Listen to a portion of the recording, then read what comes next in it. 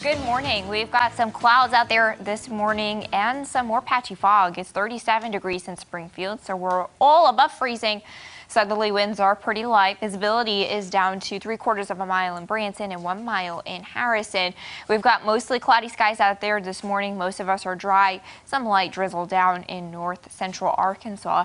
Temperatures all above freezing. It's 36 in Fort Leonard and in Ava, 37 in Branson, and 37 degrees in Springfield. So we're starting out with some patchy fog out there this morning. Things are mostly dry through the afternoon, but we keep the clouds, and then we'll have some rain showers arrive possibly late in the afternoon and evening. 44 degrees by dismissal. Again, you see we just keep the clouds here. Then some light spotty rain showers possible this evening. Could mix with some snow or freezing drizzle overnight. No road impacts. Clouds tomorrow morning and then sunshine tomorrow afternoon with temperatures around 50 degrees. By Super Bowl Sunday, temperatures in the middle and upper 60s will be near records, about 20 to 30 degrees above average, so very warm in Springfield for Super Bowl Sunday. In Miami, Chiefs are looking at some similar conditions. Temperatures near 70 with the sunshine on the field, so some good weather for the Super Bowl at Hard Rock Stadium. I do not expect weather to cause any issues. Joe, Lauren. We have one last look at our breaking news from this morning as two people are dead after a car crash in Springfield. Let's check back in with Color 10's Nyjah McDonald. She's live on the scene where police say two people drove their car into a home overnight. Nyjah?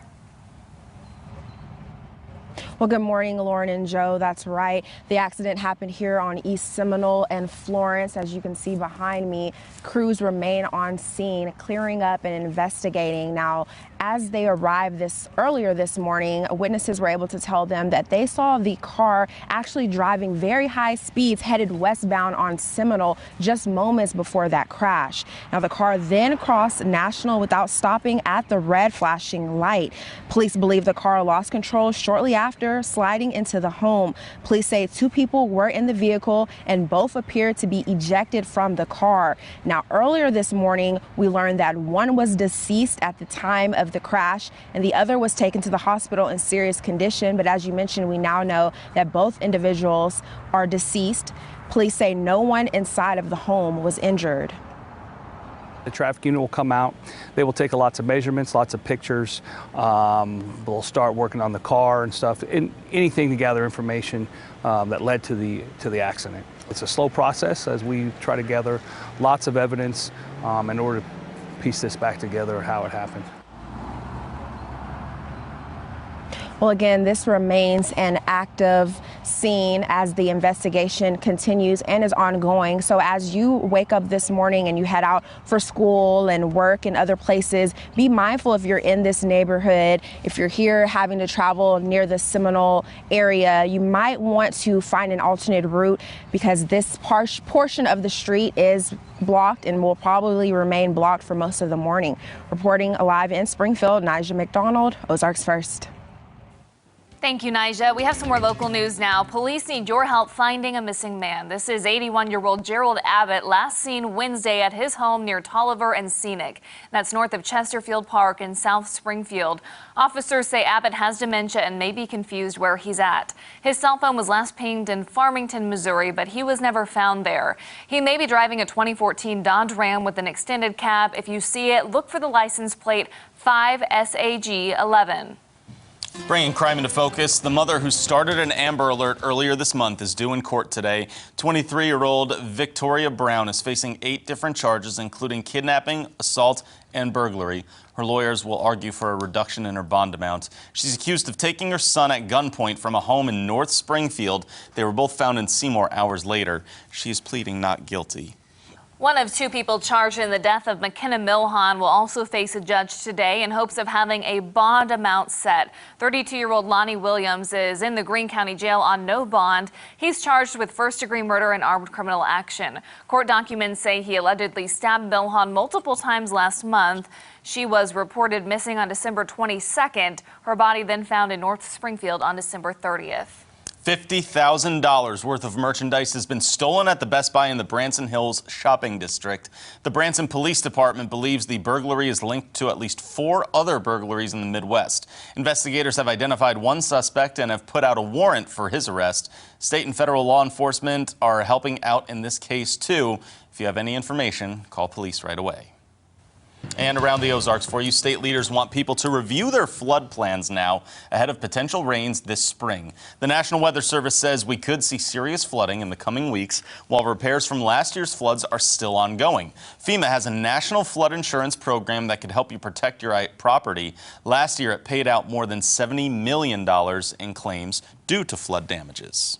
A mystery Chiefs fan who's been making memories for young fans all season long is not a mystery anymore. One person on the receiving end of these random acts of kindness was 11-year-old William Medley. He and his father were standing in line at the AFC Championship a few weeks back when they were approached by a man who asked if it was William's first game.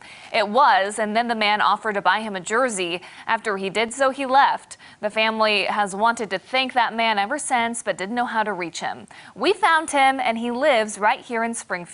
Shannon Shank is a lifelong Chiefs fan and says after his father passed away in 2018, it's his goal to make a positive impact in his memory. Thank you so much. If I could do anything to repay you, I would. You are more than welcome. There's absolutely no need to repay me. There's nothing to repay. Pay it forward. People will forget what you did. People will forget what you said, but people will never forget how you made them feel. And I hopefully made them stop and think, and they'll do something positive to keep it moving. Wow.